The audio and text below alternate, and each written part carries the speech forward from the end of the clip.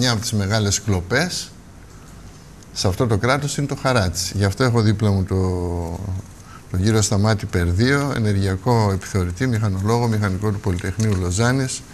Από το 2008 είναι και τεχνικός σύμβουλος στην Πανελλήνια Ομοσπονδία Διοκτητών Ακινήτων. Είναι κλοπή το χαράτσι? Κοιτάξτε, όπως έχει εξελιχθεί, είναι κλοπή. Είναι κλοπή. Όπως έχει εξελιχθεί. Αλλά χαράτσι πληρώνεις παντού, και στις ΗΠΑ πληρώνεις χαράτσι. Προσέξτε. Και στην Αγγλία. Το θέμα είναι το εξής, ότι το χαράτσι μόνο του δεν θα ήταν πρόβλημα. Αυτό που μιλάμε τώρα για τις ενεργειακές επιθεωρήσεις, θέρμανσης, κλιματισμού κλπ. Αυτό όμως σε συνδυασμό με όλα τα άλλα που έχουν προσθεθεί στα ακίνητα και πρόκειται να προσθεθούν, και το δυστύχημα, κύριε Τριανταφυλόπουλε, είναι προστίθενται και σε απρόσοδα ακίνητα. Σε ακίνητα που είναι κλειστά. Όταν λοιπόν ένα ακίνητο δεν φέρνει εισόδημα, όλα αυτά είναι χαράτσια του χειρίστου είδους. Διότι αν το ακίνητο φέρνει εισόδημα, καλώς να μπουν ορισμένα χαράτσια. Εδώ αυτή τη στιγμή μιλάμε για ακίνητα κλειστά. Το 50% είναι εξενοικιαστά. Από χαράτσι σε χαράτσι, όπως γράφουν εδώ οι συνεργάτες μου, έως και 600 ευρώ θα επιβαρυνθούν οι εκατομμύρια διοκτήτες ακινήτων προκειμένου να εξασφαλίσουν πιστοποιητικά για την ενεργειακή απόδοση των κτηρίων βάσει της κοινωνικής οδηγίας. Τι είναι αυτό τώρα? Κοιτάξτε να σας πω, από το 2011 έχει ξεκινήσει, εμείς με καθυστέρηση, σε όλη την Ευρώπη νωρίτερα, καταρχήν ένα πιστοποιητικό, το λεγόμενο πιστοποιητικό ενεργειακής απόδοσης, που κατατάσσει το κτίριο σε μια ενεργειακή κατηγορία. Αυτό ξεκίνησε από το 2011. Για όσα κτίρια πουλούνται ή νοικιάζονται. Από το 2013 έρχονται ακόμα 2 τέτοια πιστοποιητικά. Αυτό το βλέπω. Πιστοποιητικό ενεργειακής θέρμανσης απόδοσης και κλιματισμού. Θέρμανσης και κλιματισμού. Δηλαδή, από πού θα το παίρνουμε αυτό το πιστοποιητικό? Οι ενεργειακοί επιθεωρητές που βγάζουν το προηγούμενο θα βγάζουν και αυτό. Και βάσει αυτού θα φορολογούμεθα κιόλας? Όχι, προσέξτε που είναι τα κρυφά σημεία. Ναι. Ότι στο μεν προηγούμενο έπρεπε να το βγάλει ο ιδιοκτήτης εφόσον νοικιάζει ή πουλάει το ακίνητό του.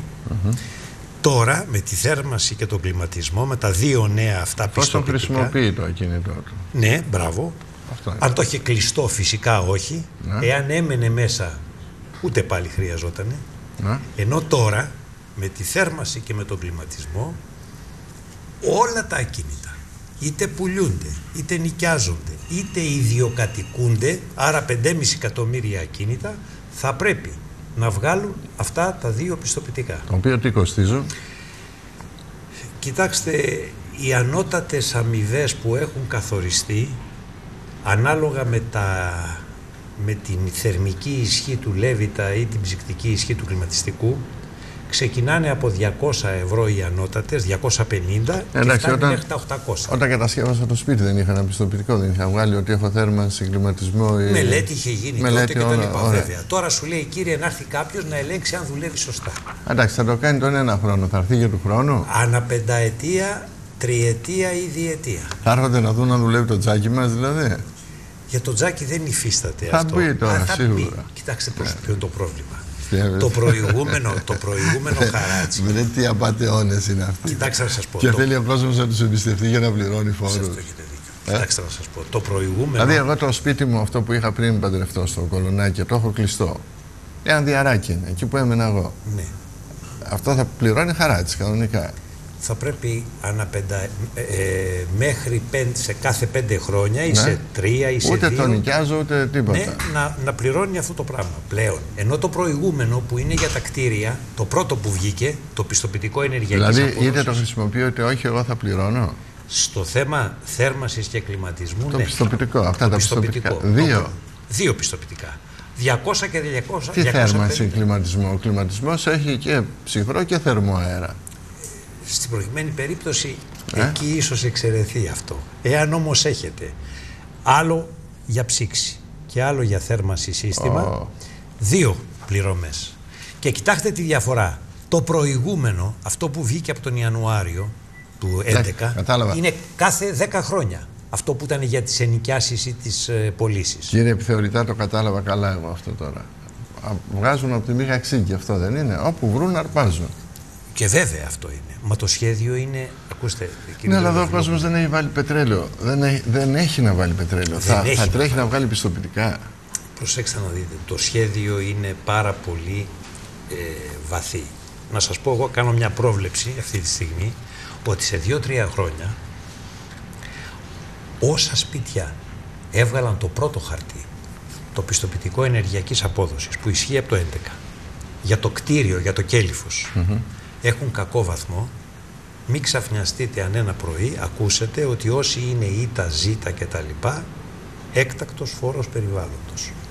Δεν κατάλαβα, δεν το πιάσα αυτό. Δηλαδή, αν δεν δουλεύει καλά το. Όχι, δεν είναι θέμα να δουλεύει ή όχι η θέρμανση και ο κλιματισμός εδώ. Εδώ είναι το πρώτο πιστοποιητικό που βγαίνει. Ποιο αυτό που έβγαινε από το 2011 που αφορούσε το κέλυφος του κτηρίου. Το πρώτο από το 2011. Εάν δεν είναι τι, εάν δεν έχει καλή κατηγορία το κτίριό σου. Δηλαδή, τι σημαίνει αυτό? Αυτή τη στιγμή τα πιστοποιητικά που βγαίνουν έχουν μία κατηγοριοποίηση. Τι σημαίνει καλή κατηγορία? Ότι είναι ενεργοβόρο ή όχι ενεργοβόρο. Όταν παίρνει το κτίριό σου ΑΒΓ βαθμολογία, σημαίνει ότι καταναλώνει λίγη ενέργεια. Είναι θερμομονωμένο, είναι καλό. Είναι... Αυτό, θερμομόνος. Έχει ηλιακούς. Μπράβο, έχει ηλιακούς συλλέκτες και τέτοια πράγματα. Και διάφορα τέτοια. Όταν λοιπόν είναι ένα παλιό κτίριο, εκ των πραγμάτων, η γριά είναι γριά. Ναι. Έχει ζήτα, έχει ΙΤΑ. Και ποιοι έχουν παλιά κτίρια? Οι φτωχοί. Έτσι. Απλά. Και θα πάνε να μαδίσουν τους φτωχούς. Για άλλη μια φορά θα γίνει αυτό. Ενώ ο άλλος που έχει κάνει μια βίλα. Αυτός έχει καλή ενεργειακή κατηγορία. Καλή ενεργειακή κατηγορία. Αυτός φυσικά σε αυτόν δεν θα επιβληθεί. Εγώ είμαι σίγουρος ότι θα επιβληθεί τέτοιος φόρος αργότερα. Και πώς θα συγκρατήσουν αυτόν τον κόσμο που είναι εξαγριωμένος τώρα και μαθαίνει και αντιλαμβάνεται ό,τι συμβαίνει? Πώς θα το συγκρατήσουν για να μην έρθει να τους δαγκώσει από το σβέρκο? Γιατί κάποια στιγμή αυτός ο φτωχός κόσμος που λέτε θα δεν υπάρχει περίπτωση. Περισσότερο από όσο πρέπει. Και εκεί θα είναι τα προβλήματα τα μεγάλα. Και θα έρχεται, θα παίρνει το ρολόι το δικό μου, τη γραβάτα τη δική σας, το ρολόι σας, τα τη μαλφή που λένε. Και μετά το κεφάλι, το χέρι, το πόδι, όπως γίνεται σε κάτι κράτη στην Απανατολή. Γι' αυτό και βλέπετε άλλωστε και την άνοδο ακραίων ρευμάτων και λοιπά τα τελευταία φαινόμενα.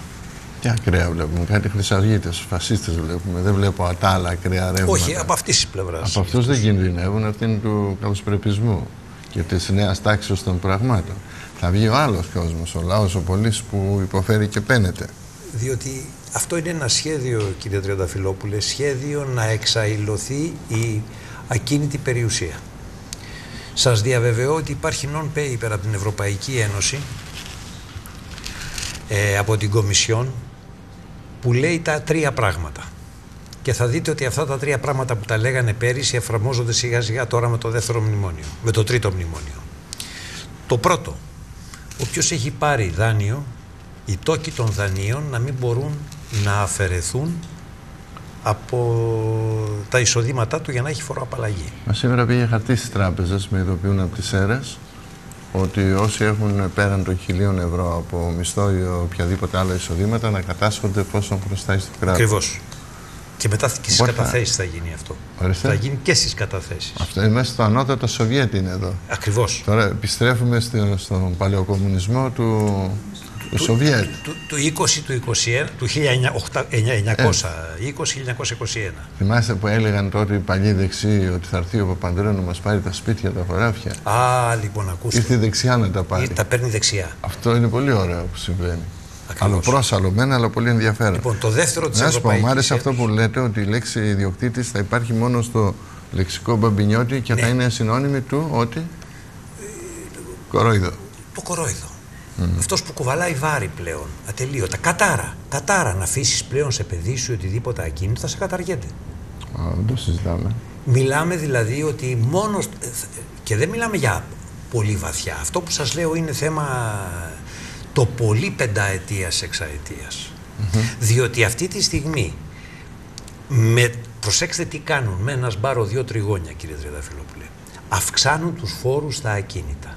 Άρα, αυτός που έχει στην τράπεζα λεφτά και δεν μπορούν να πάνε να του τα πάρουν, τον αναγκάζουν να τα πληρώσει. Τα χαράτσια, όσο έχει. Να κάψει το λίπος του.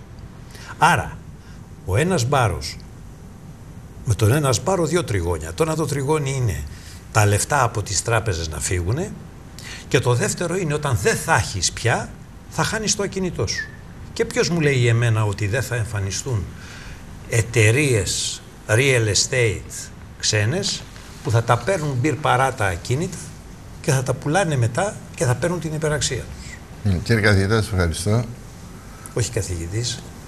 Καθηγητής εννοώ της νεοελληνικής γλώσσας με το ιδιοκτήτης. Η συνώνυμο του κορόιδου. Και ένα ακόμα να σας προσθέσω. Σας ευχαριστώ πάρα πολύ. Και ένα να σας προσθέσω, κύριε Τρενταφυλόπουλε. Μην εκπλαγείτε αν σε λίγα χρόνια ζητάνε ακόμα και πιστοποιητικό σεξουαλικής απόδοσης από τους ιδιοκτήτες. Λέτε. Και βέβαια εν μέσω κρίσης θα είναι όλοι ήττα. Ναι, διότι ποιος ενδιαφέρεται για σεξ, γιατί είναι και ο ψυχολογικός παράγοντας. Θα είναι όλα ήττα. Όλα ήττα. Ετοίμασε, σας παρακαλώ, ένα κομμάτι ανάλογο για να κάνουμε ένα μουσικό διάλειμμα έτσι όπως μας πρέπει, προκειμένου να μπούμε στο επόμενο θέμα μας και μη στεναχωριέστε. Τα καταφέρει ο Έλληνας, ακόμα και ηττημένος. Ελπίζουμε. Είναι μια περίεργη ράτσα, έτσι. Είμαστε μια ράτσα περίεργη. Σε λίγα λεπτά θα είμαστε, δευτερόλεπτα, τι λεπτά θα είμαστε κοντά σας με περισσότερο ρεπορτάζ.